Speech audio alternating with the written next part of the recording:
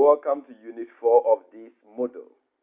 And in this unit, we'll be looking at the role of instructional materials in the teaching and learning of physics. And in the first session of this unit, we'll be looking at instructional materials. My name is Patrick Ej. Now, at the end of this session, you should be able to explain instructional materials. State the importance of instructional materials. Now, the resources for teaching physics are almost inexhaustible and limited only by the creativity and resourcefulness of the teacher. So there are a whole lot of resources that can be used in the teaching and learning of physics. However, for a teacher to identify the necessary or appropriate resource that can be used in the teaching and learning of a particular concept is dependent on the creativity and resourcefulness of the teacher. And they include all forms of information careers that can be used to promote and encourage effective teaching and learning activities. So any form of information career that can be used to enhance students' learning are instructional materials.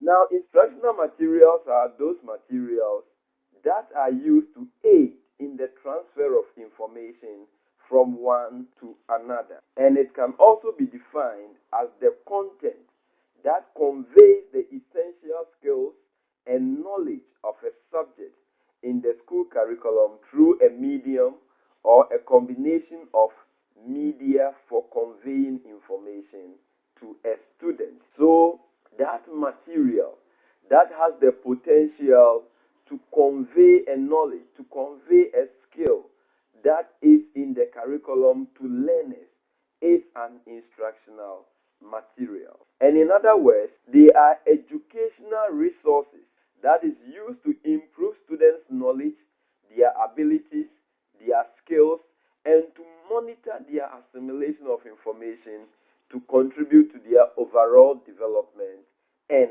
upbringing. Instructional materials for physics include textbooks, laboratory manuals, other books about scientific matters, kits, software, example like the PhET simulation. We have CDs, other multimedia materials such as videos, PowerPoint presentations. These are visual aids, articles, materials for project development. All these are instructional materials at the disposal of the physics teacher that a physics teacher can use to make the teaching and learning of physics very efficient and effective. Now, what are the importance of instructional materials in teaching and learning of physics? And the primary purpose of instructional materials is to make learning more effective and also to facilitate it. That is the main reason why a teacher will incorporate instructional materials into the teaching learning process. It is to facilitate learning. It is to make learning more effective.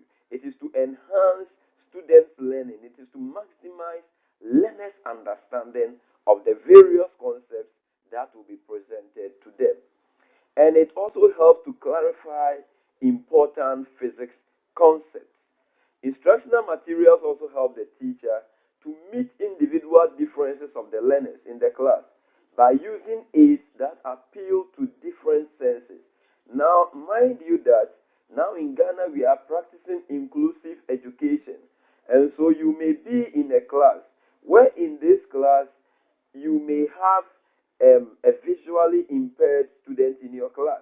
And so when all your teaching is said that you are only using visual aids, things that we can only see to demonstrate or illustrate a concept to a learner, you realize that the one who is visually impaired is not going to benefit from this instructional material.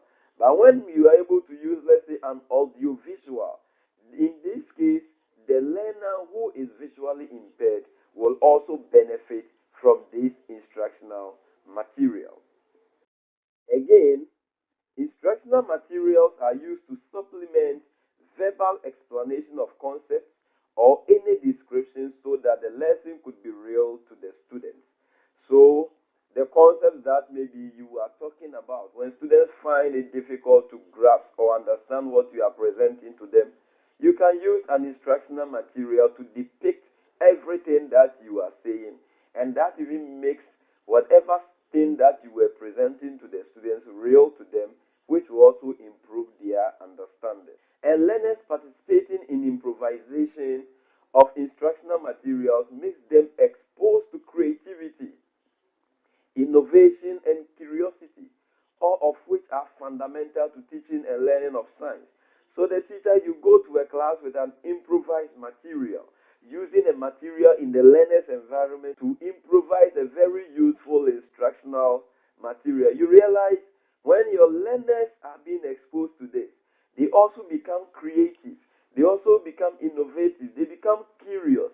They may even want to develop much of these materials for use in the school.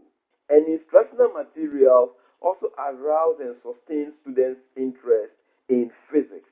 So it also has the potential of arousing and sustaining students' interest in learning physics. Also, instructional materials give all students in the class the opportunity to share experiences necessary for new learning.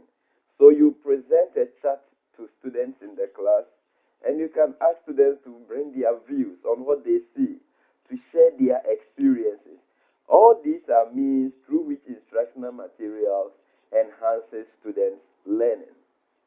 And instructional materials also help make learning more permanent.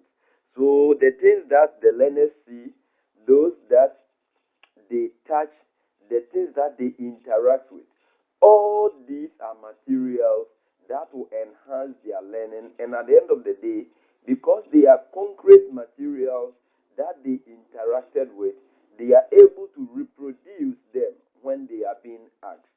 Instructional materials also provide the teacher with interesting and compelling platforms for conveying information, since they motivate learners to want to learn more and more. So you realize that anytime you go to the class and you are teaching physics, and for every concept, you are able to find or come out with appropriate and relevant instructional materials. You realize that these materials are going to motivate your learners to learn, and they are always going to enjoy your physics class. Students, today we have looked at instructional materials, and we also look at the importance of instructional materials. Now, as we bring the session to an end, state six importance